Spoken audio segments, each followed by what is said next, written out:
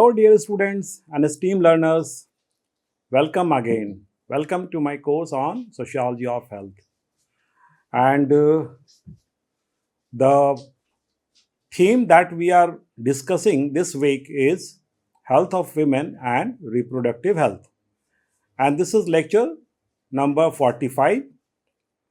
Uh, the theme that we are discussing this week is basically a continuous theme. And that is why we need to have an overview of the entire things. Then only we can have a kind of connect with whatever things we have discussed. So let me very briefly remind you what we have discussed till now. This week in the first lecture, we discussed the issues related to health of women, and there we tried to understand that how the issues related to health of women have been seen from different angles or perspective. Some of the feminist critics have stated that women have always been seen from the perspective of population control or from the perspective of their reproductive behavior, and that is why very often the health of women is seen along with the health of the children, and they are not having their own independent agency or autonomy, and that is why there are few critics, although that they appreciate that the approaches have helped in reducing mortality and morbidity, but somehow the autonomy of the women is compromised. Then we talked about basically the ICPD conference and the Beijing conference, and the ICPD conference basically talked about empowerment of women. Empowerment to the extent that women should have the choices, the reproductive choices, the health related choices, as well as choices in all other issues related to them. So whether that is related to the economic life or social life or fertility or even the health related issues or reproductive behavior, right? So in all those issues, women should have their own choice, and that is basically something which is not happening in a society which is dominated by patriarchy. So that is an antithesis of the patriarchal practices also. So there was a consensus on that, and then the Beijing conference that was held on the issues of the women, that basically talked about the spaces where this empowerment of women can take place, and they identified so many issues where which can help in empowerment of women, and basically so that broadened the scope, and if women are empowered at a larger level, then they can take all those decisions, and the health related decision as well as the reproductive issues, decisions related to the reproductive issues, and that was considered as the reproductive right of the women. So that was well appreciated, and the nation states actually followed the suggestions and the recommendations which came from the ICPD as well as the Beijing conference. Then we talked about the issues related to maternity and pregnancy, and there we discussed how the Millennium Development Goals have set a specific target of reducing maternal mortality because those are avoidable. And then we talked about the progress made in India in terms of the various indicators, and also we tried to understand the reproductive health basically in a broader framework. And then one very important thing that we realized in lecture 4 of this week was that even if we have made good achievement, but those achievements are not made uniformly all over the country because there are disparities existing among the states. So interstate disparity is one of the very important issue that is emerging. And then within the state, we have seen that there is disparity between the rural and the urban areas. So mostly the rural areas were not showing the kind of achievements which were there in the urban areas. So there was a need, or there is a need to address those disparities existing among the states. And now the topic that I'm going to cover today is basically going to fill that gap. This lecture, we are going to talk about maternal health in India, the recent government programs. So, the government programs basically have identified the weak points where basically which are basically the cause of the disparity. That means certain states and certain districts are not performing the way the rest of the states and districts are performing. So the government have tried to identify those states and those districts, and then specific programs have been launched so that the people of those region should get benefited by that and the health outcome should improve. So in this lecture we will try to understand those things, and the concepts that I have covered in this lecture are basically RMNCH plus A. That is basically the acronym or the short form of the reproductive, maternal, newborn, child health plus adolescence. This is a concept basically that we will understand, and then there is a addition in that, basically a revision plus some kind of addition in that, and then we will talk about some of the important programs which started earlier also, but all these are operating under the National Health Mission program as of now, and how these are helping to address the various problems related to maternal health, reproductive health, and the strategy here is basically the continuity of care or the continuum of care, because there are life stages. If we look at the life of a person, then there are life stages, and at every stage certain specific requirements are there. So in the lives of women as well as men, there are certain life stages, and if we look at those things from a continuum of care perspective, then we will be in a position to address the issues more systematically and scientifically. So with this kind of understanding, we'll proceed to the first slide. So here is the term RMNCH plus A. Some of you might have seen this before also, but for many this could be a new term. So let me make you understand first. This is an acronym for the concept which is reproductive, maternal, newborn, child health plus adolescent. Now this plus adolescent is a new kind of addition, an acronym which is having a plus signal, and this plus is basically to signify that there is something new in this concept, and that new thing is basically the adolescents, because in the existing programs the adolescents were basically not included as a specific target group for taking care of the health issues. And if we are talking about the female, then the issues related to adolescence, there are several specific issues related to the adolescent girl. So those have also been included. So this is a new concept.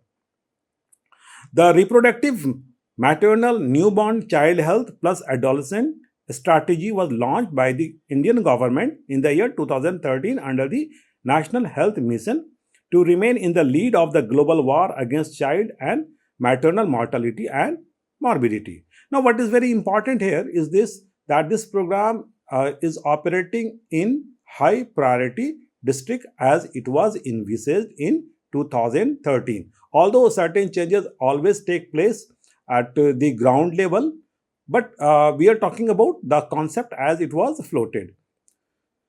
So this strategy addresses India's interstate and inter-district variations, something that we talked about just few minutes before. The government of India identified districts with relatively weak performance against this RMNCHA indicators and used uniform and clearly defined criteria to identify 184 high priority districts across all 29 states. So this 184 high priority districts are the districts where this program is basically supposed to make more intervention and supposed to basically improve the indicators. So, what are the various programs under this umbrella strategy? We will try to understand those things. However, there is one or two important thing that we need to understand simultaneously. It is important to recognize that reproductive, maternal, and child health cannot be addressed in isolation. So, because there is a kind of continuity of care, so we cannot isolate all these issues, because these are closely linked to the health status of the population in various stages of life cycle. So there is a continuum of care approach. The health of an adolescent girl impacts pregnancy, while the health of a pregnant woman impacts the health of the newborn and the child. As such, interventions may be required at various stages of life cycle, which should be mutually linked. So this is the philosophy behind having this kind of integrated strategy. Now, you can see a new acronym, that is basically RMNCAH plus N strategy. So there is slight modification in the previous strategy, and the full form of this is reproductive, maternal, newborn, child, adolescent health and nutrition. So now after plus you can find N, that is for nutrition. So now, because adolescent has become part of the strategy, so something new is added, and that is nutrition. We have been talking about importance of nutrition, how deficiency of nutrition is basically causing anemia among women, and how this is basically remaining at the root of various health related problems, right? So this is making the strategy more effective and more comprehensive. The RMNCAH plus N strategy is built upon the continuum of care concept, and it talks about RMNCHA plus nutrition under the broader umbrella of RMNCAH plus N. And then here a new program is added, rather many new programs are added. One specific program that I have mentioned here is the Anemia Mukt Bharat, that is India free from anemia. AMB is implemented to reduce the prevalence of anemia among children, adolescents and women in life cycle approach. So I have not included the details. Basically, see, I'll talk about good number of programs here. It will not be possible to talk about the details of every program. But the purpose of including these programs is to have an overview. Basically, we need to understand the larger pattern, the approach of the government and the kind of services which are available to people. That is the government interested in catering to the needs of the all segments of population or not, and is the government aware of the kind of challenges which are emerging at the grassroots level or not, or whether there is a comprehensive kind of program are available or not. So from that perspective, we are looking at it. If you are interested in knowing the details of any one program, then of course you can find those details available in the website of the Ministry of Health and Family Welfare. And I have taken most of this information primarily from the government website, because that is the only source where we can get the authentic information. So now Janani Suraksha Yojana, this is one of the flagship program, and that was started during the NRHM period, and then this is continuing in the National Health Mission, and as of now this is one of the very effective program. So under JSY scheme, that is a Janani Suraksha Yojana, those people who are not coming from the Hindi belt, they may not understand the word Suraksha or Janani. So Janani is basically the mother and Suraksha is basically safety. So it is the mother safety scheme. Under JY scheme, cash assistance to eligible pregnant women who give birth in a government health facility. So in the previous lecture, we talked about institutional deliveries, and we stated that when the deliveries are taking place not in the hospitals or not in the designated places, then the scope and the possibility or the chances of complications is much higher. And so the government basically suggests, recommends, and encourage people to go to the hospital. And so this is basically a kind of financial assistance motivation, so that people should go to the institutional people should go for the institutional delivery, and this program is talking about this. However, if you want to see the details of this, then there are basically two categories of state. One is the low performing state, and the other is the high performing state. In the low performing state, basically low performing state are the states where institutional delivery is low. And some of the states basically I have added here, like Uttar Pradesh, Uttarakhand, Bihar, Jharkhand, Madhya Pradesh, Chhattisgarh, Assam, Rajasthan, Odisha, and Jammu and Kashmir. So because the institutional delivery is low, so these are identified as low performing states. And here in these states, basically all pregnant women delivering in government health center are getting the financial assistance. Now, what are those government centers? So the sub-centers, the primary health center, the community health center, the first referral unit, or the general wards of the district or the state hospital. That means anywhere in the government facility, all women should get the financial assistance.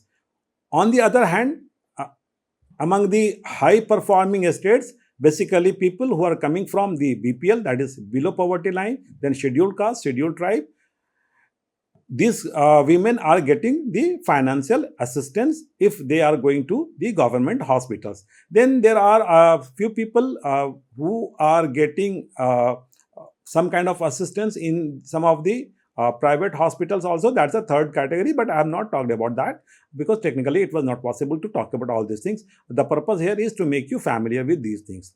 So in the year 2016-17, the number of Janani Suraksha Yojana beneficiary was huge. Basically, we can see that 1 crore 4,59,547. So it's a big number who are basically beneficiary of this program.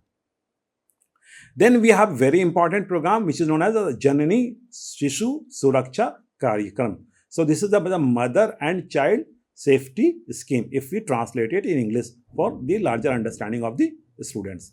So here you find that the infants are also added, right? In the previous program, basically the financial assistance was given to women who were delivering in the institutional framework, and now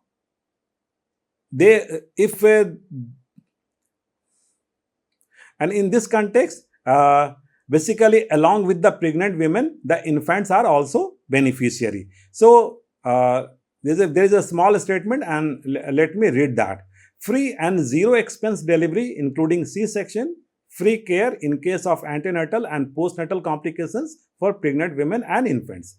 And nearly 1.3 crore women are availing for free entitlements every year. So in the previous program, the beneficiary were the women, and in this program, the infants or the newborns are also the beneficiary of the program. So depending upon the situation, either of the two programs basically could be effective. Then universal immunization program. So we have been talking about immunization. We covered this topic at length when we were discussing the public health issues, right? And we are familiar with the kind of universal immunization program that the country is already having. However, we can add few things here so that we get a comprehensive picture, because immunization is also part of that comprehensive strategy. So 12 vaccines are available as of now, and basically these vaccines intend to prevent the occurrence of certain diseases, right? So what are the diseases basically these vaccines are covering? Tuberculosis, then diphtheria, then pertussis, tetanus, polio, measles, hepatitis B, then influenza, Japanese encephalitis, rotavirus, diarrhea, rubella, and pneumococcal pneumonia, right? So there are a good number of diseases for which vaccines are available, and there is a universal immunization program running. It would be very important and interesting to know that India has made success stories also.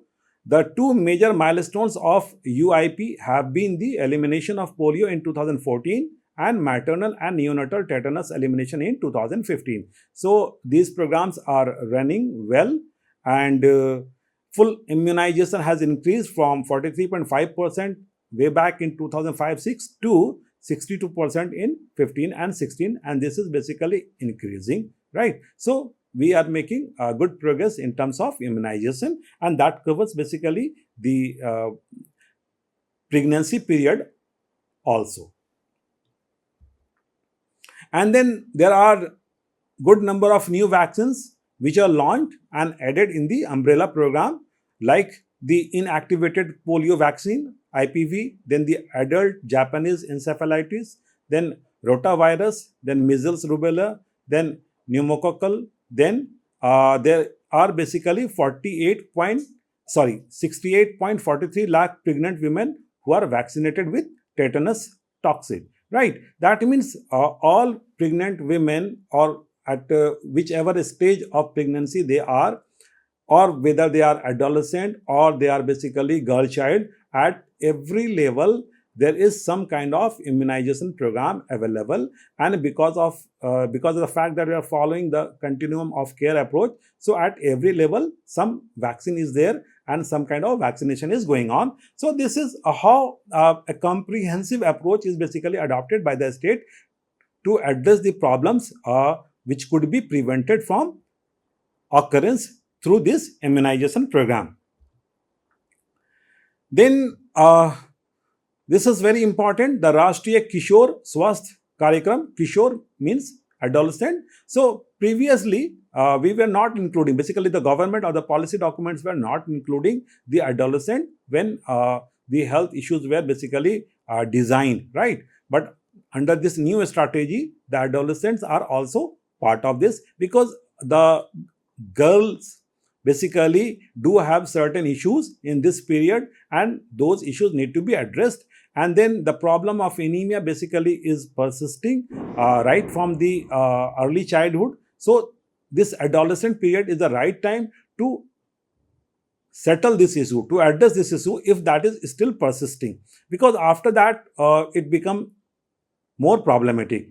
So being implemented to reach 253 million adolescents aged 10 to 19 years in a country in a phased manner. That means it's targeting a huge population, basically the adolescent population. Then it talks about having adolescent-friendly health clinics. Then it will provide, or it is providing, weekly iron folic acid supplementation. And then it also talks about the menstrual hygiene scheme, basically MHS. Now the girls do need to take extra care for their menstrual hygiene, and it needs awareness as well as social acceptance of the issues related to this menstrual hygiene. So this scheme is serving the purpose at both level. On the one side, it's helping the adolescent girls, and on the other side, it is creating the right kind of environment by informing people. And then the peer educator program. So this is basically what I was saying in the previous point also. Then we have Pradhan Mantri Surakshit Matritva Abhiyan, PMSMA. Surakshit Matritva Abhiyan is basically again safe motherhood mission. Now special ANC checkups for pregnant women in second and third trimester on 9th of every month. So a date is actually fixed, that is the 9th of every month, so that all the women who have their pregnancies basically in those months can identify the date very well, and they can go for the checkup, and it will be very convenient for the providers of the services to go for the kind of systematic type of checkup, right? So a date is identified, and then this program is basically intending to make the Matritva Abhiyan, that is the motherhood experiences, safe. And here 4,300 volunteers are registered, more than 12,000 facility provide this type of service, and more than 75 lakh antenatal checkups are conducted, right? So all these programs are getting very good response because people understand the benefit of this program, and these are becoming more convenient and comfortable.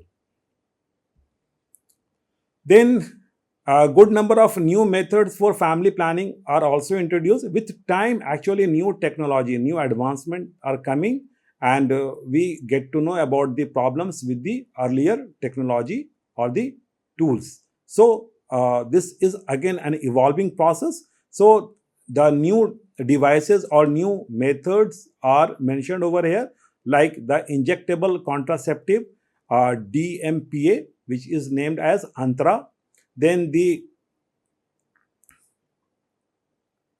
Sancroman pill, that is named as Chaya, then progesterone only pills, that is POP, and then Mission Parivar Vikas and new family planning campaign is also launched, and the scheme are running in 146 high fertility districts. So what is very important about these programs is this, that the target group is well identified. This type of program is not required in those districts where the family planning program is already operating appropriately. But in districts where this is not working well, there these new methods are actually introduced. So these are basically operating under a specific kind of strategy or design, you can say.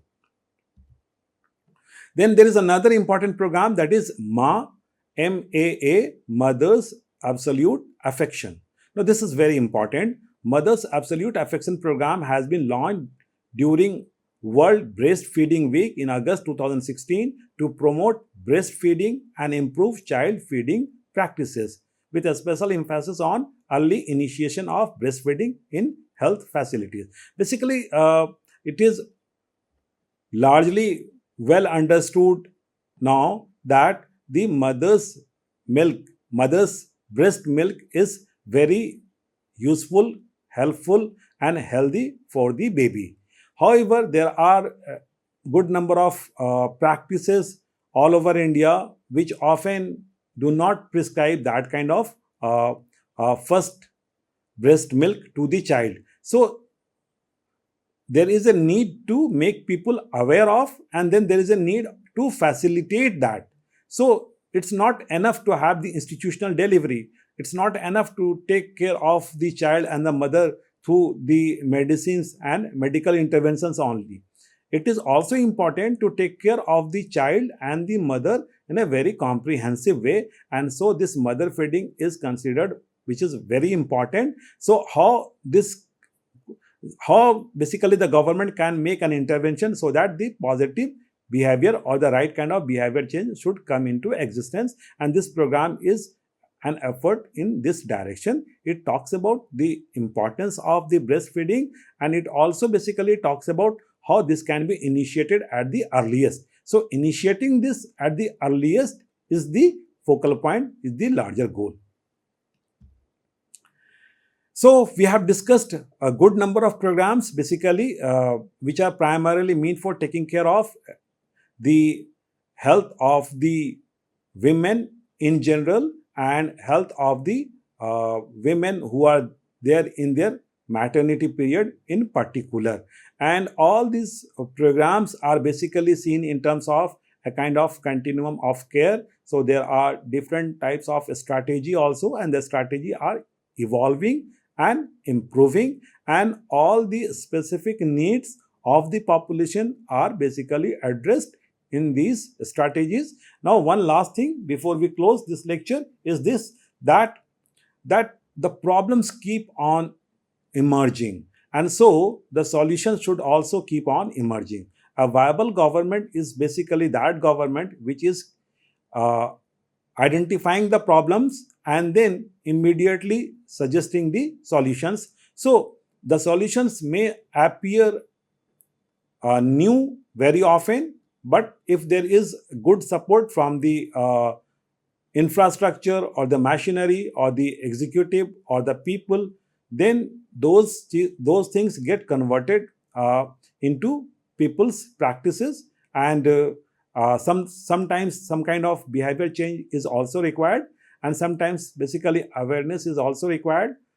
So all these things are basically becoming a reality, and with this we have completed the course or the theme actually which was designated for this week. And I hope you developed some understanding on the health of the women and maternity health and reproductive health related issues. So thank you very much for being with me in this journey so far.